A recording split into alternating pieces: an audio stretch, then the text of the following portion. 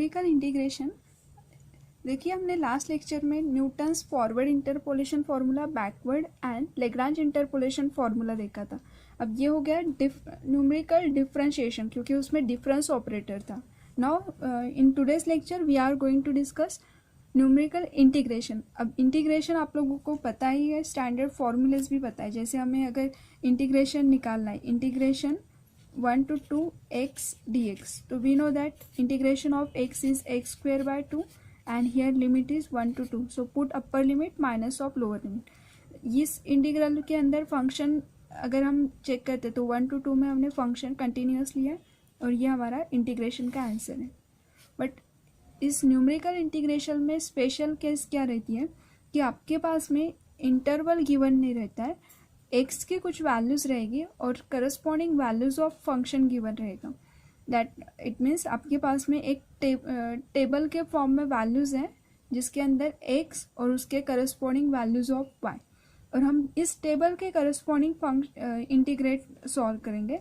और इस इंटीग्रल को अगर हम टेबल के करस्पॉन्डिंग सॉल्व करते तो that is called numerical integration. तो डेफिनेशन ऑफ न्यूमेरिकल इंटीग्रेशन क्या रहेगी? The process of finding integration from the set of tabular values is called numerical integration of function f of x। अब इसका अगर आप geometrically देखोगे तो इसका मीनिंग क्या होता है, देखिए अगर हम here suppose we take x axis and y axis, if we have given x equals to 0, तो here x equals to 0 and corresponding to x equals to 0 we get value of y, that is nothing but f of x। so here corresponding x0, here y0, तो suppose here it is a y0। now अगर इसी तरह से हम पूरे values को draw करते तो ये सपोज हमारा पर्टिकुलर कर्व है जिसके ये है corresponding height of a function, तो ये हाइट रिप्रेजेंट कर रहा है Y axis. Similarly second value है हमारे पास में x1, इसके करस्पॉन्डिंग ये फंक्शन की वैल्यू है y1, तो ये जो पर्टिकुलर डिस्टेंस है that is y1 and here x2 y2 and so on up to the last term, suppose here xn yn। और इस इंटरवल के बीच में जो एरिया है ये हमें अगर फाइंड आउट करना है, इस इंटीग्रल को अगर हम सॉल्व करते हैं तो इसका क्या करेंगे हम, पर्टिकुलर ये interval completely x1 x0 to x1 x1 to x2 and so on up to xn तक के इंटरवल को क्या किया है, डिवाइड किया है, और उसके करस्पॉन्डिंग हमें फंक्शन की वैल्यूज पता है। तो हम इसी टेबल का यूज़ करके इंटीग्रल सिंप्लीफाई करेंगे और फंक्शन की वैल्यू निकालेंगे, दैट इज न्यूमेरिकल इंटीग्रेशन। ये तो हो गया न्यूमेरिकल इंटीग्रेशन। अब इसके करस्पॉन्डिंग अगर हमें सॉल्व करना है तो उसके लिए हम अगेन जो हमने फॉर्मूला देखा था, न्यूटन्स जो सीरीज निकाली थी, न्यूटन्स फॉरवर्ड इंटरपोलेशन फार्मूला, उसी का यूज़ करके हम इस इंटीग्रल को सिंप्लीफाई करते हैं। देखिए किस तरह से करेंगे। सपोज ये हमारी वैल्यू है a और ये लास्ट वैल्यू a n, that is nothing but b। तो here a equals to x0, then this a to b interval is divided in x0 to x1, x1 to x2 and so on up to xn equals to b। तो here suppose we want to find out integration I is equals to a to b f of x dx। अब इस interval को तो हमने break किया है, तो here let us consider suppose a is nothing but our x0, क्योंकि हमने a को क्या रिप्रेजेंट किया x0 और b is our xn। तो xn means here xn f of x dx। और लास्ट लेक्चर में हमने ये भी डिस्कस किया था कि ये जो हमारी वैल्यूज़ है, जो हम डिफरेंस टेबल देखते हैं तो उसके अंदर ये वैल्यूज़ का जो इंटरवल का डिफरेंस है ये हमने क्या किया था, कांस्टेंट रखा था, that is interval difference means हमने कंसिडर किया था h। अगर x0 से x1 पे जाते हैं तो यहाँ पे इंटरवल डिफरेंस h है। इसका मीनिंग क्या होता है, that is x1 is nothing but yes x0 plus h, क्योंकि x0 इज दिस वन और इतना डिस्टेंस h है तो x1 equals to x0 plus h।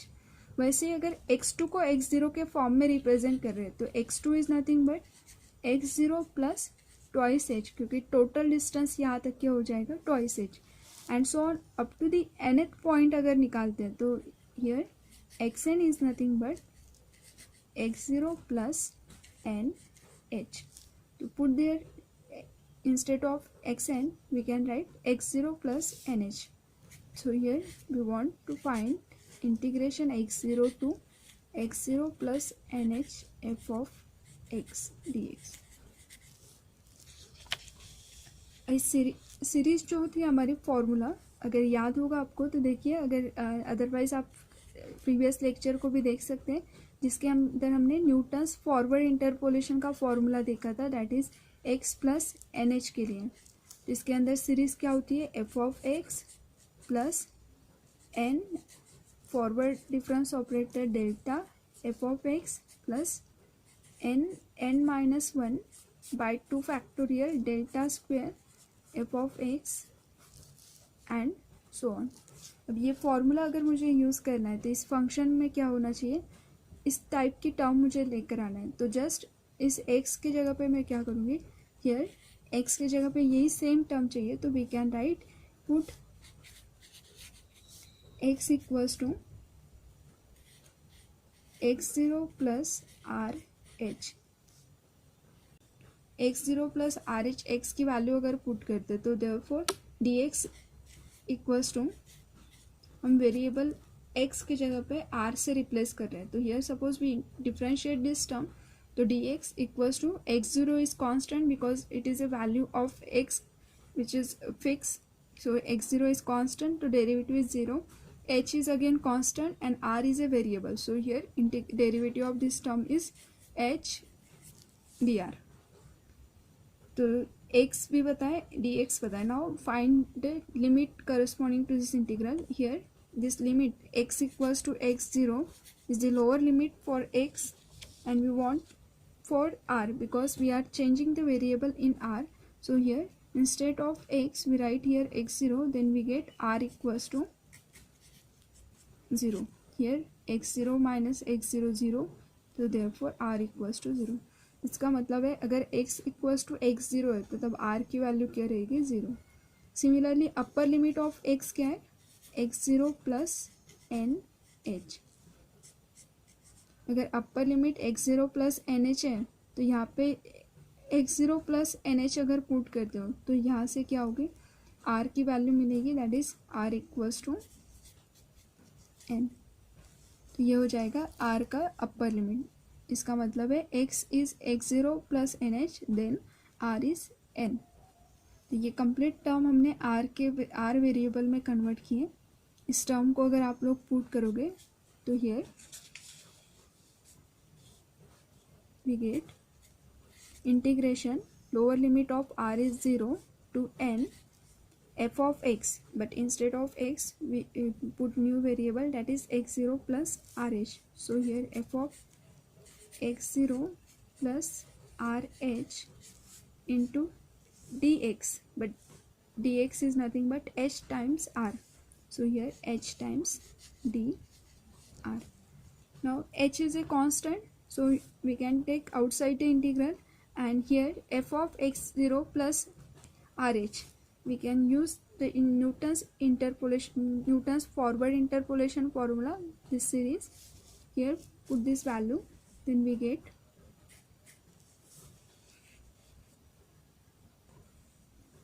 ये रहेगा हमारी सीरीज का formula. Now F of x0, तो अभी हमने देखा था x0 ये हमारी x की वैल्यू है, तो इसके करस्पॉन्डिंग हमें y is a function of x, तो यहाँ पे y is equals to f of x. तो यहाँ पे अगर आप x equals to x0 put करोगे तो that will be y0 equals to f of x0. मतलब y equals to f of x ये हमारा फंक्शन है, और अगर हमने x की वैल्यू x0 पुट की तो हमें करस्पॉन्डिंग y की वैल्यू क्या मिलती है y0. ये हमने टेबल में देखा था, ये हमारे पास में गिवन रहता है. अगर इस टर्म का हम यहाँ पे यूज़ करते हैं तो instead of f of x0 we can write y lower suffix 0.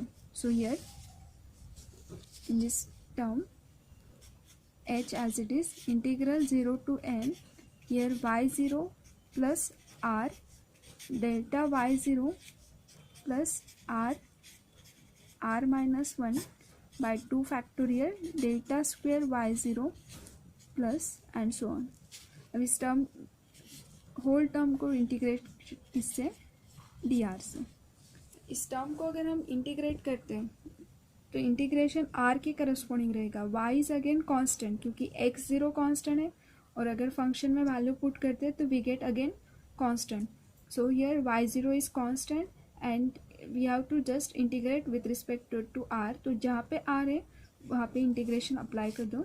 तो ये टर्म वाइज अगर इंटीग्रल को सेपरेट करोगे h as it is, first term में y0 is constant, integration of अगर ये आउटसाइड निकल गया तो remaining is 1, integration of dr is r। So here we get r plus delta y0 is again constant, integration of r is r square by 2 delta y0 plus here multiply this r in the bracket and then integrate.